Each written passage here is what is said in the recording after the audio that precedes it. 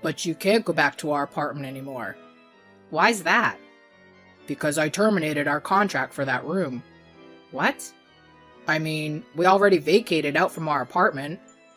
You've got to be kidding. It's okay. Don't worry about it. It's okay.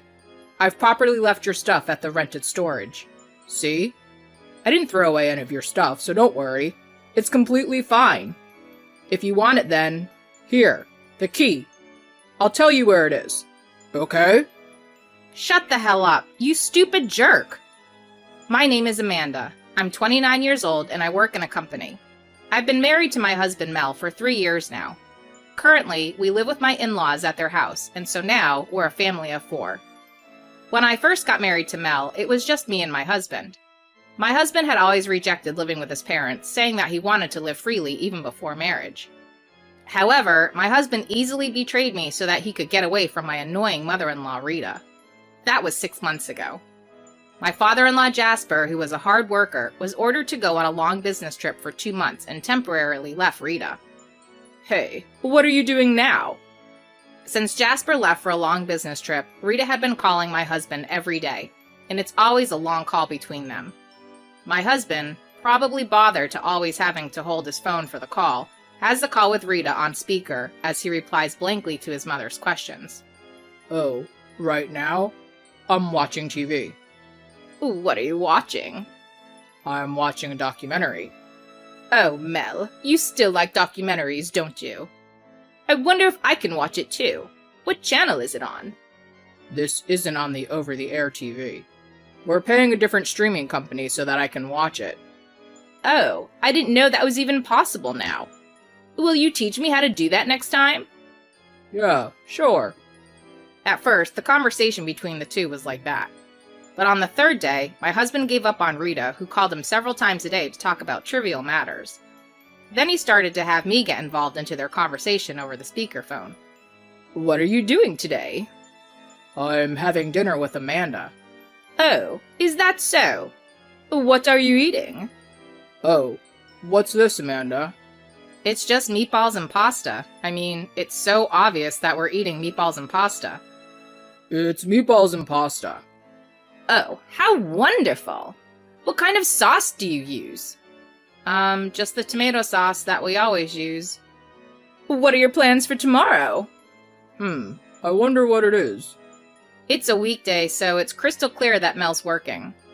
Back in the day when I was dating my husband, I really liked how free he was. Unlike Mel, I tend to fit into a mold and I don't have his kind of freedom. So I admired him for living his life the way he wanted to. Now that I'm married, however, I am increasingly frustrated with my husband, who does not want to do anything complicated. The same goes for Rita. I guess she gets even more lazy when she gets annoyed at something. Not long after my husband started to involve me in all their conversations like this, Rita began to cry. Oh, I miss Jasper. But even you don't want to talk to me, Mel. Oh, that's not true, right, Amanda? Please don't drag me into this. I remained silent as I thought that in my mind. On the phone, Rita continues to sob and cry. Then my husband began to say something outrageous. Mom, if you're so lonely, why don't you come live with us? What? Rita's voice sounded pretty happy. I silently poked my husband's arm. What a great idea! Yes, let's do that. When can you start coming over here? I'll try to get over there as soon as possible. All right then. I'm looking forward to it. Mel, you're a sweetie after all. Needless to say, we had an argument after Mel hung up the phone. Why are you making this decision all on your own? You're the one who said you don't want to live together with your parents before we got married. Because Mom was crying, you know? She's all alone, so I felt bad, you know? That's why you want to live with them? Jasper will be back in 2 months. Yeah, but Mom is getting old, and I began to think that maybe it's okay to live with them. Mom does the housework, and it's easier for you too, right? No way. I love the life I have now. But I've already said that we'd live with her. Then why don't you just go? I'll stay here. No, you can't. That would bother me. Bother you? What's that? Well, I mean, because we're married. So? Just because we're married, does it mean that a person in the marriage gets to decide things all on their own? Of course not. Well, who are you to even say that? You're the one who decided to live together without permission right in front of me now, aren't you? Don't worry. I promise that she won't bother you, Amanda. Absolutely not. Fine. Then it's okay if I only go for a limited time, right? Until Dad comes back. That's all it takes, right? I can't leave my lonely mom after all. Wouldn't you feel the same way if it were your mother? I'll definitely cooperate with your parents if something happens to them. Are you sure that it's until Jasper comes home? Yes, I promise. You better be there between me and Rita if anything happens. You better help me out, okay? Yes, don't worry about that. When Mel mentioned about my parents, I reluctantly agreed to his idea and lived with Rita for this limited period of time. However, I realized that it was not something I should have done, because the promise that we made has not been kept at all. 6 months have already passed since we moved into my in-laws' place, and Jasper has already came back from his business trip, and I was getting super angry at the situation. The person who is most upset is myself. I was too stupid to believe my husband's stupid words at that time. I fell into his trap when he said, "I'll help your family out too, Amanda." But when I actually sat and thought about it, I realized that, unlike Rita, my parents would never make a bunch of phone calls without considering for the other person. And the other two sources that are really infuriating me are Rita and my husband. Those two. Ever since I came to live with them, they have been treating me with disrespect. Moreover, in front of Jasper, Rita plays the role of a good mother-in-law. Jasper is a workaholic and comes home late. Taking advantage of this, Rita did whatever she wanted. Hey. Did you do the laundry? I just got home from work. So what? I would be very grateful if you would do them during the day. Excuse me? Isn't it your job to do all the housework? I glare at my husband, but my husband should be able to hear Rita's voice, doesn't even look at me. Hey, I'm hungry. What's for dinner tonight? I've already told Mel this, but I already had a dinner meeting today. Oh, I see. So, what's for dinner today? Well, as long as we live together, I will help out, but I can't prepare meals for you every time. You're in the position of a wife, right? Do you realize who you are talking to? I got angry and ran up to the bedroom. In the end, Rita and my husband seemed to have gotten a takeout or something. After a while, my husband came into the bedroom. At the sight of him, my anger reignited. My husband appears in front of me in a relaxed mode after eating dinner and taking a bath, being very ignorant about what had happened to me. I'm just so angry at him. I can't live like this anymore. Oh, why?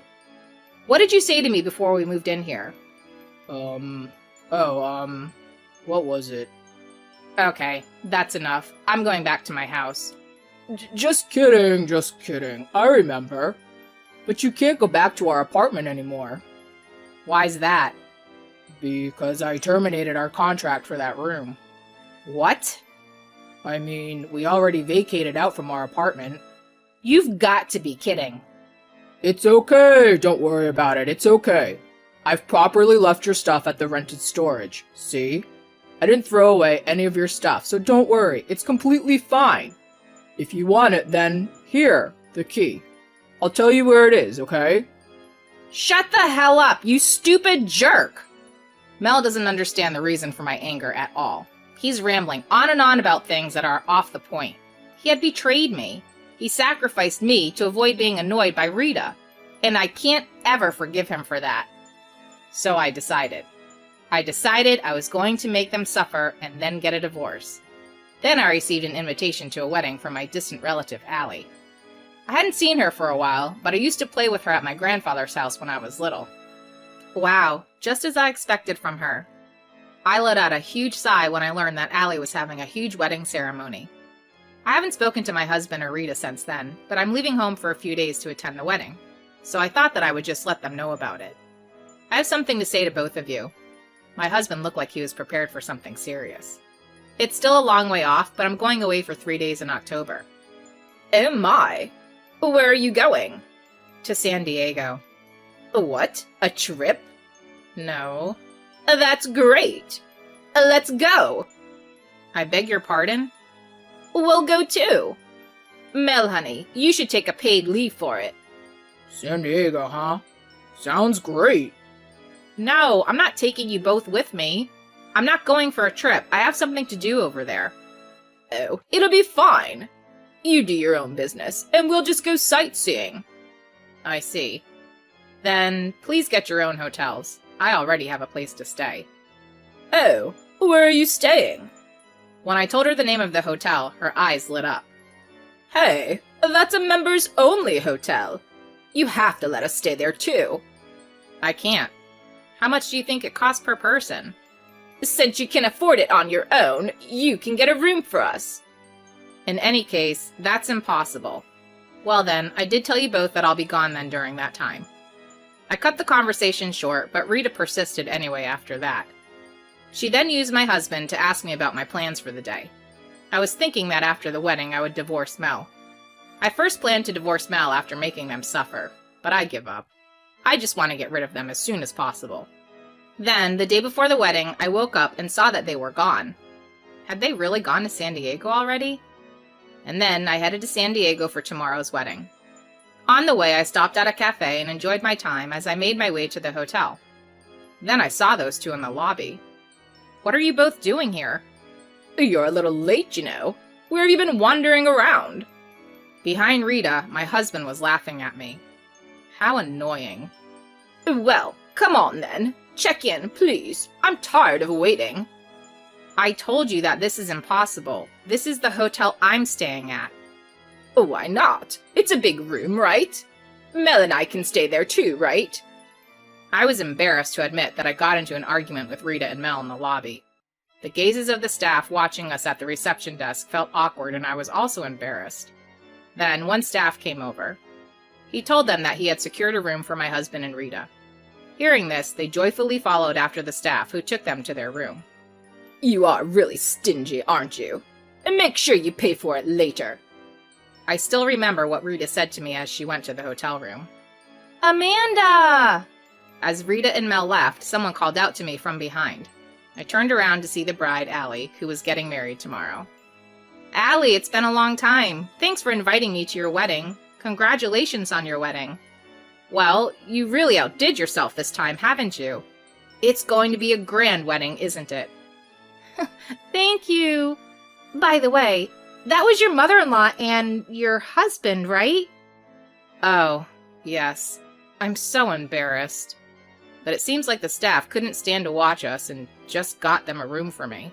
And Rita said it was me who has to pay for their rooms. Oh, it's okay. I'm the one who told the staff to get the room. What? I saw the whole thing. Oh, I'm really sorry to bother you like this at such a happy time. Amanda, you must have it hard, huh? No, I'm fine. Nope, you're lying. You're just saying that because it's my wedding and you want me to be happy, right? There's no need for that.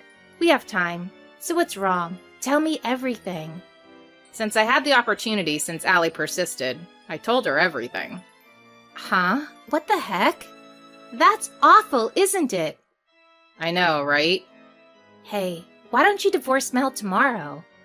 No, I can't do that. I can't do that on your happy wedding day. But it's also your day to graduate from your marriage, Amanda. Let's get back at the two of them in a big way tomorrow. This is our chance, because no one else is here right now. We can do whatever we want now. Thank you. And so we decided on a plan. The next morning, Rita and Mel came down to the lobby and were in shock.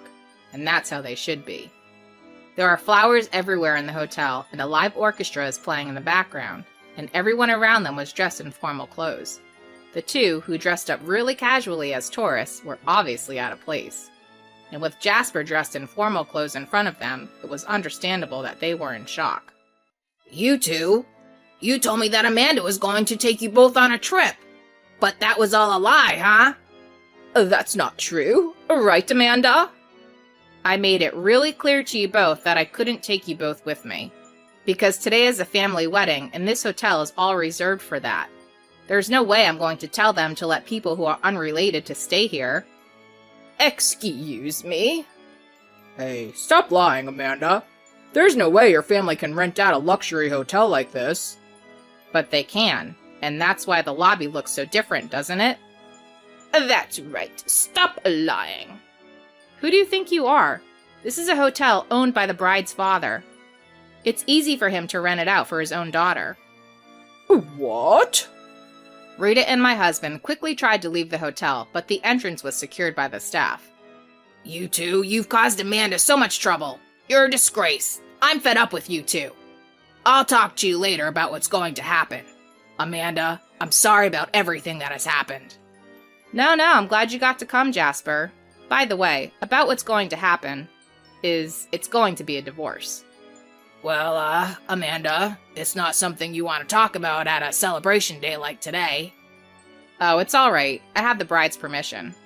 Jasper, what a coincidence, huh? I'm going to divorce your son. Hey, what are you talking about? You're just joking, right? How can it be a joke? You sacrificed me to Rita for your own comfort.